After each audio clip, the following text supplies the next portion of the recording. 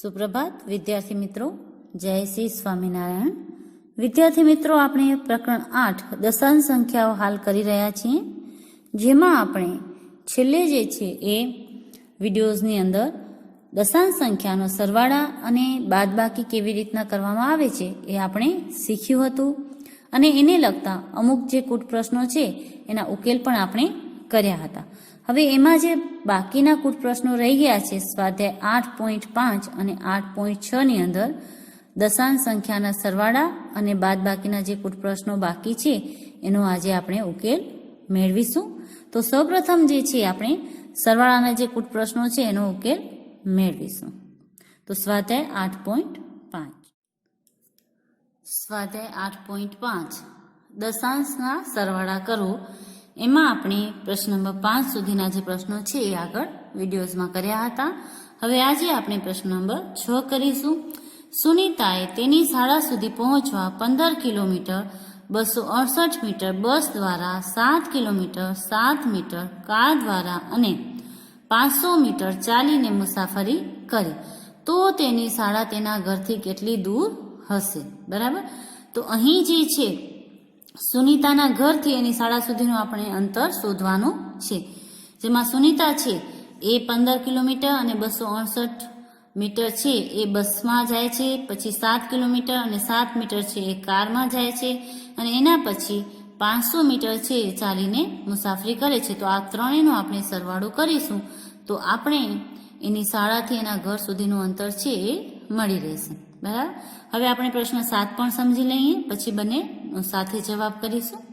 પ્રશ્ન નંબર 7 આપણો છે, રવિએ 5 કિલોગ્રામ 400 ગ્રામ ચોખા, 2 કિલોગ્રામ 20 ગ્રામ ખાંડ અને 10 કિલોગ્રામ 850 ગ્રામ લોટ ખરીદ્યો, તો રવિએ ખરીદેલી વસ્તુઓનું કુલ વજન શોધો। અહીં રવિ છે એ માર્કેટમાં જાય છે અને માર્કેટમાંથી એટલે કે બજારમાંથી એ 3 વસ્તુઓ ખરીદે છે। એક ચોખા ખરીદે છે, એક ખાંડ ખરીદે છે અને બીજું લોટ ખરીદે છે। તો ચોખા જે છે એને 5 કિલો અને 400 ગ્રામ ખરીદ્યા, જે ખાંડ છે 2 કિલો અને 20 ગ્રામ ખરીદી, અને લોટ છે 10 કિલો ને 850 ગ્રામ ખરીદ્યો। તો એ જે 3 વસ્તુ ખરીદી એનું કુલ વજન કેટલું થશે? તો જો આપણે શરૂઆત કિલોગ્રામથી કરીએ તો 10 કિલો આ, 2 કિલો આ, એટલે 12 ને 5 17 કિલો તો એ થયું। પછી જે ગ્રામ છે એનો પણ આપણે સરવાળો કરીએ એટલે 850 ને આપણે 400 કરીએ એટલે 1 કિલોને ઉપર થાય, બરાબર ને? તો જે આપણા આ 17 કિલો થયા હતા એમાં 1 કિલો બીજું પ્લસ થશે એટલે 18 કિલો ને ઉપર જે છે એ આપણો ગ્રામની અંદર જવાબ આવશે। તો હવે આપણે આ બંનેના જે જવાબ છે એ કરીશું। તો પ્રશ્ન જે છે એ તમારે લખી લેવાનો છે। પહેલા પ્રશ્ન નંબર 6 લખજો, પછી એની નીચેનો જવાબ લખવાનો છે, એના પછી પ્રશ્ન 7 લખીને એનો જવાબ જે હું કરાવું છું એ તમારે કરવાનો છે। હવે અહીં આપણે જવાબમાં લખીશું કે સુનીતાએ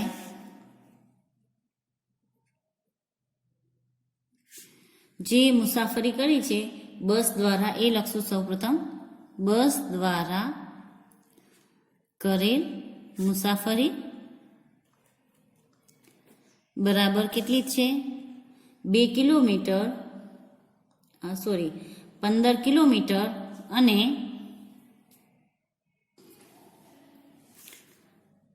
15 કિલોમીટર અને 268 મીટર, બરાબર। હવે આ જે છે એને આપણે દશાંશમાં દર્શાવવું તો 15.268 કિલોમીટર આવી રીતના આપણે લખી શકીએ, બરાબર।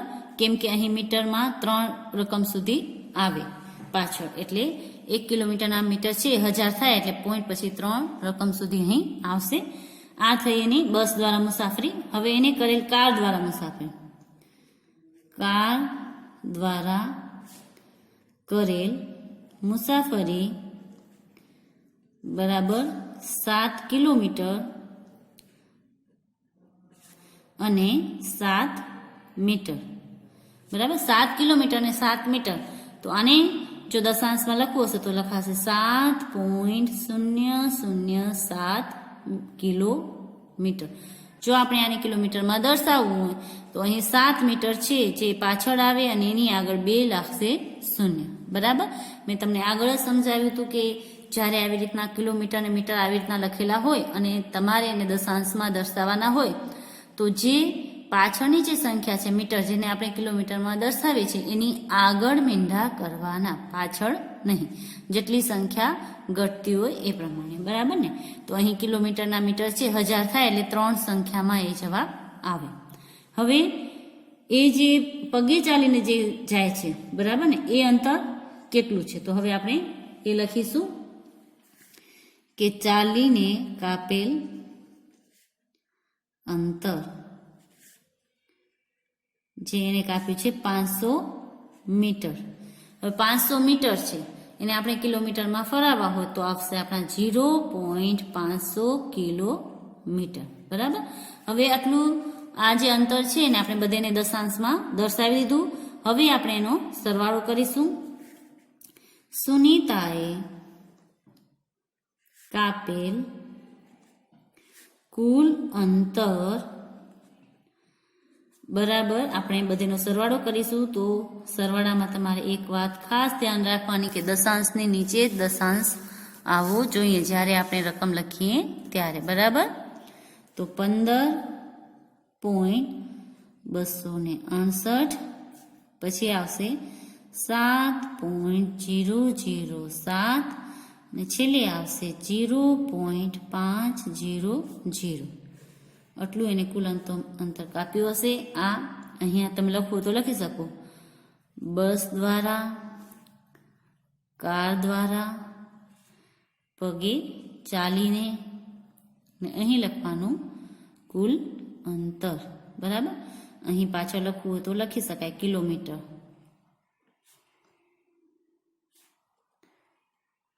હવે આપણે આનો સરવાળો કરીએ તો 8 ને 7 15 નો 5 વધી 1 6 ને 1 7 5 ને 2 7 દશાંશની નીચે દશાંશ કરશું આપણે 7 ને 5 12 વધી 1 ને 1 2. કુલ જે એને અંતર એના ઘરથી શાળા સુધીનું જે અંતર છે એ 22.775 કિલોમીટર હશે. આમ સુનીતાના ઘરથી શાળાનું કુલ અંતર 22.775 કિલોમીટર છે, બરાબર. આ થયો આપણો પ્રશ્ન નંબર 6 નો જવાબ. હવે હું તમને કરાવું છું પ્રશ્ન નંબર 7, જેમાં આપણે જોયું હતું કે રવિ જે છે એ બજારમાં જાય છે અને વસ્તુની ખરીદી કરે છે. તો એને કુલ જે વસ્તુ ખરીદી એનું વજન કેટલું છે જે આપણને શોધવાનું છે. તો અહીં આપણે લખીશું રવિએ ખરીદેલ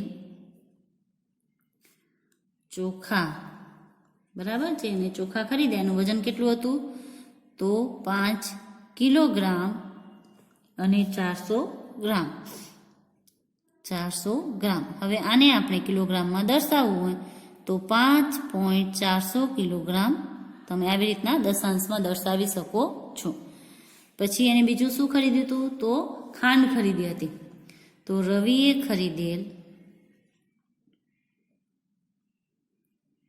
ખાંડ બરાબર એની ખરીદી 2 કિલોગ્રામ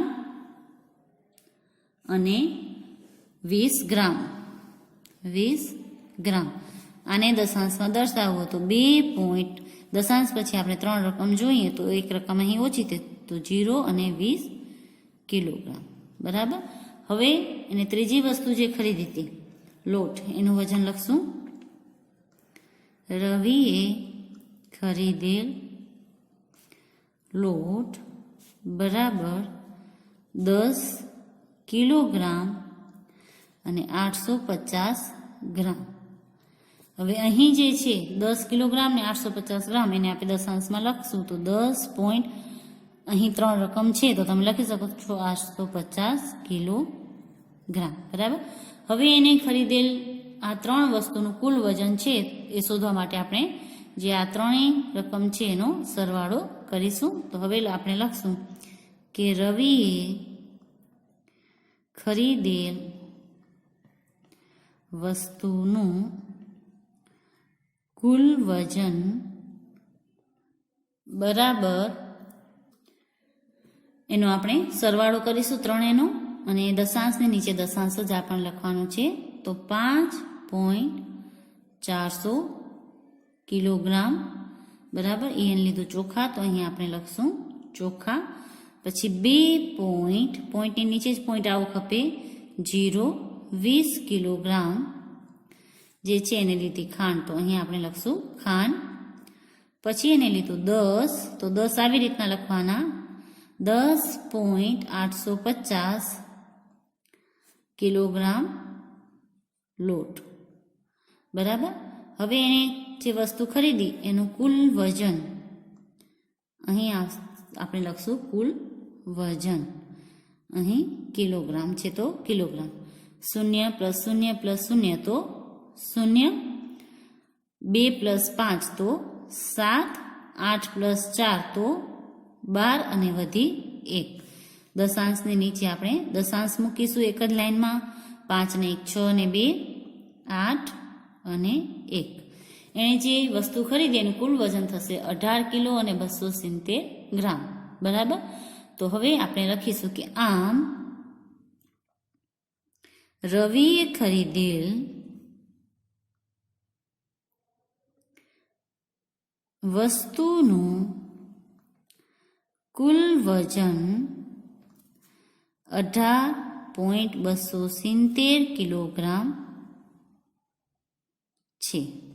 આ થયો આપણો પ્રશ્ન નંબર 7નો જવાબ. હવે અહીં જે છે આપણું સ્વાધ્યાય 8.5 પૂરું થાય છે.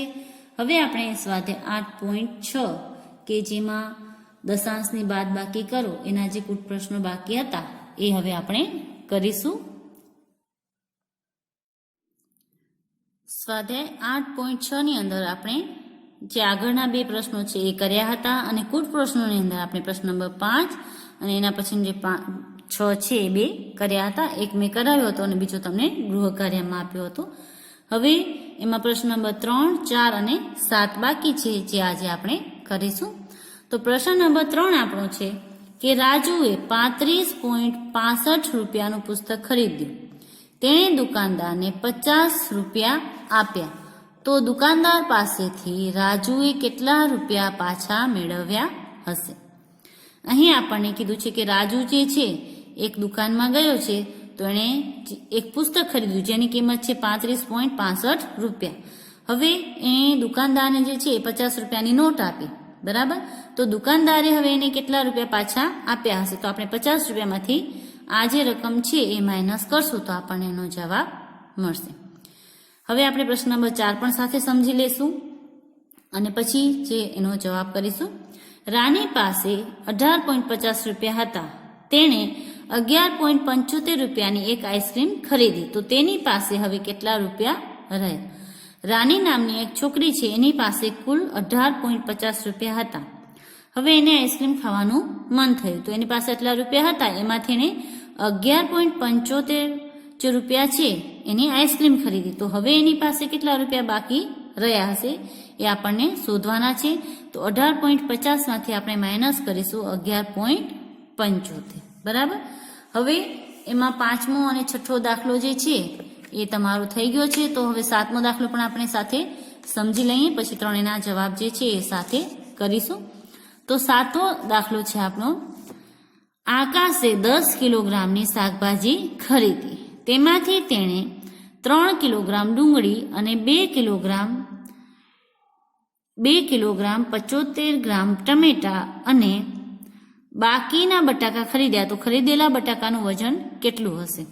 આકાશે છે કુલ 10 કિલો શાકભાજી લીધી છે એમાંથી 3 કિલો અને 500 ગ્રામ 3 કિલો અને 500 ગ્રામ ડુંગળી છે, 2 કિલો અને 75 ગ્રામ ટમેટા છે.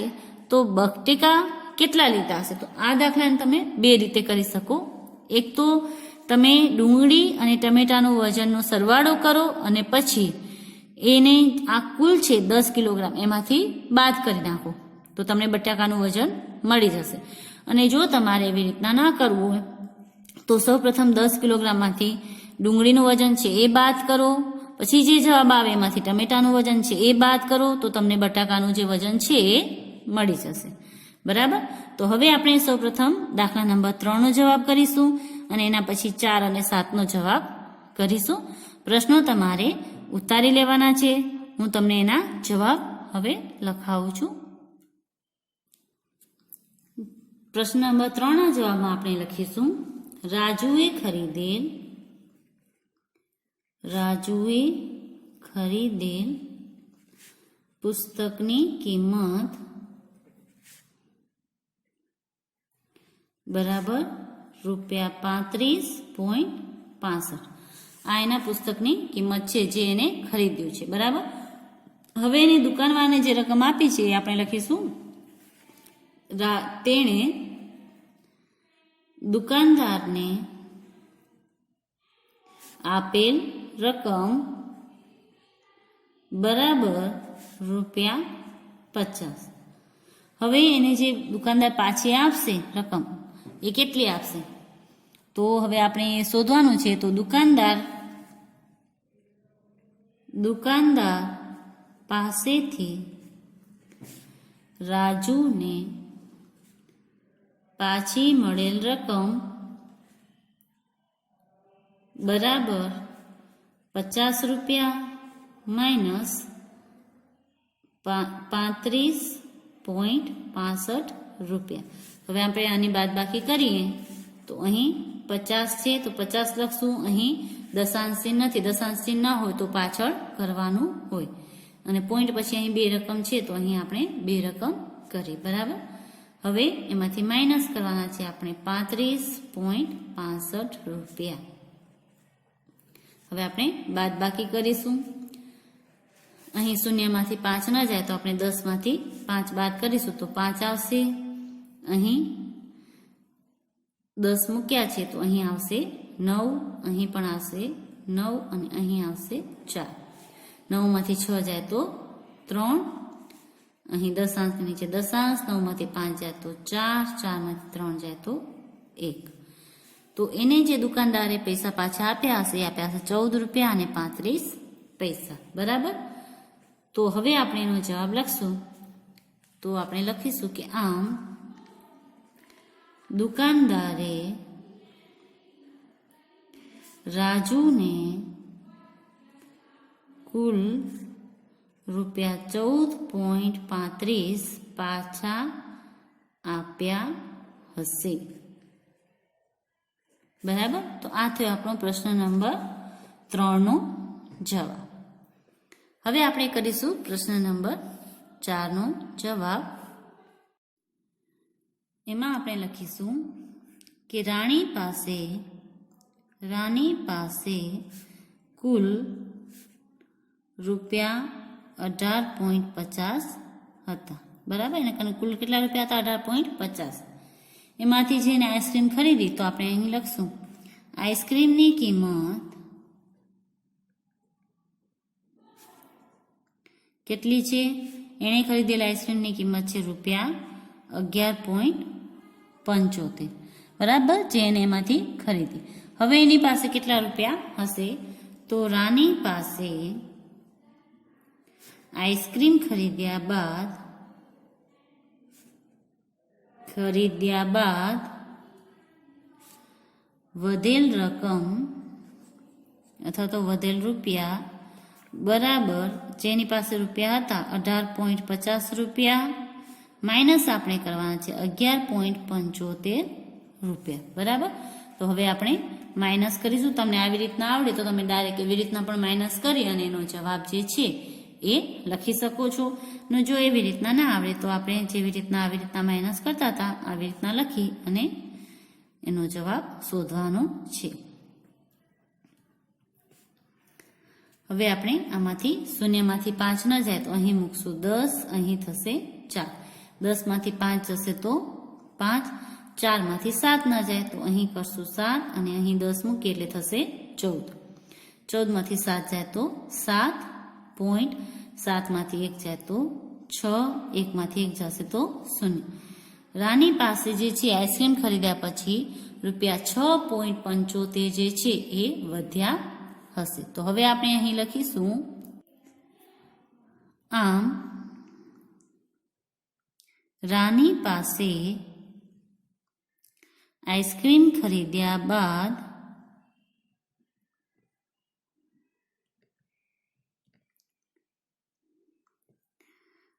કુલ રૂપિયા 6.75 વધ્યા હશે અથવા તો રહ્યા હશે. બરાબર. તો આ થયો આપણો પ્રશ્ન નંબર 4 નો જવાબ. હવે આપણે કરીશું એમાં પ્રશ્ન નંબર 7. પ્રશ્ન નંબર 7 માં સૌપ્રથમ આપણે લખીશું આકાશે ખરીદેલ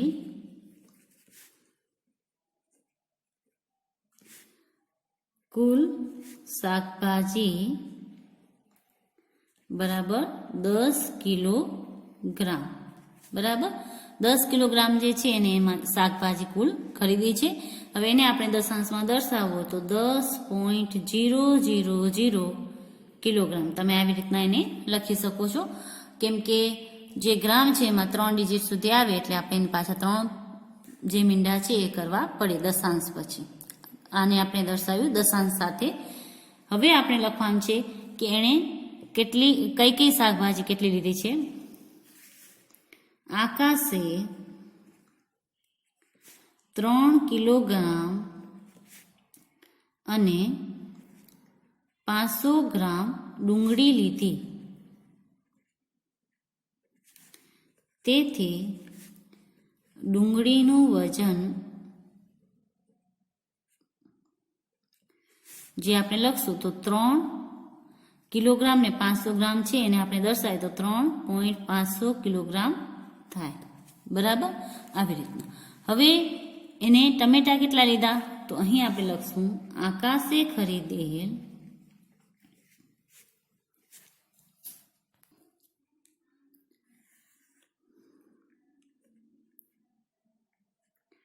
ટમેટાનું વજન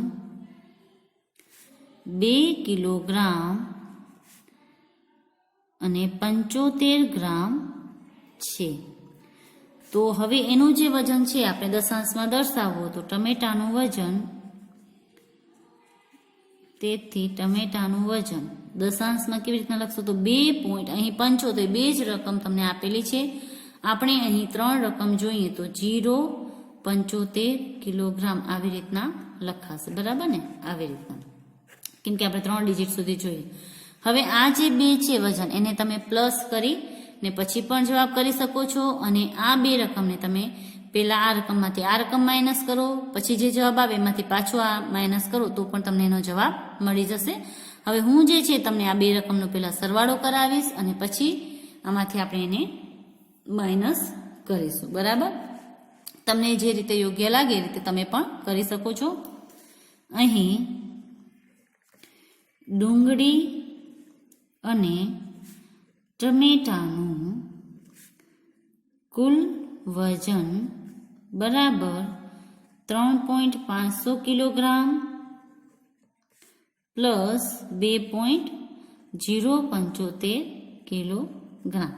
તમને આવી રીતના આવડે સરવાળો તો તમે આવી રીતના પણ કરી શકો છો, જેમ મેં તમને આગળ કીધું. 5 અહીં છેલ્લો ડિજિટ તો અહીં છેલ્લો ડિજિટ, એવી રીતના એનું કરવાનો સરવાળો. 5 + 0 તો 5. અહીં પાછળથી બીજો ડિજિટ તો અહીં પણ પાછળથી બીજો ડિજિટ એટલે 0 + 7 તો 7. અહીં પાછળથી ત્રીજો ડિજિટ તો અહીં પણ પાછળથી ત્રીજો. 5 + 0 તો 5. દશાંશ છે તો દશાંશ 3 ને 2 5. એને જે વસ્તુ ખરીદી એનું કુલ વજન થશે 5.575 કિલોગ્રામ. બરાબર. હવે આ એનું વજન થયું. હવે આપણે જો બટાકાનું વજન શોધવું હોય તો કુલ જે શાકભાજીનું વજન છે એમાંથી આપણે આ માઇનસ કરીએ તો આપણે બટાકાનું કેટલું વજન હશે એને કેટલા ખરીદ્યા હશે એ મળી જાય. હવે આપણે અહીં કરશું કે આકાશે ખરીદેલ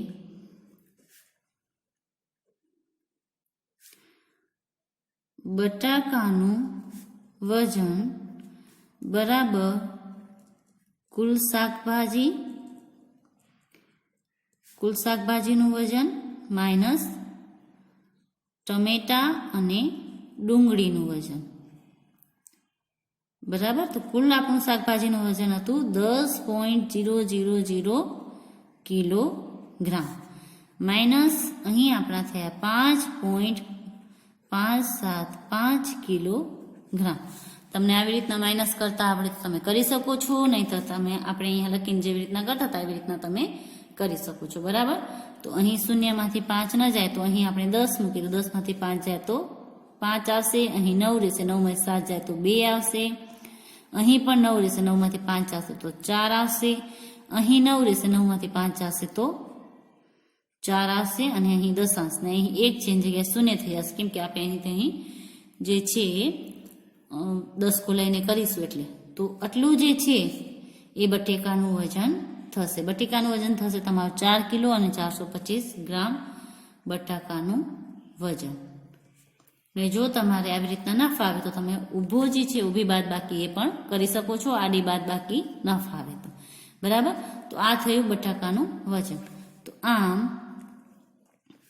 આકાશે ખરીદેલ શાકભાજીમાં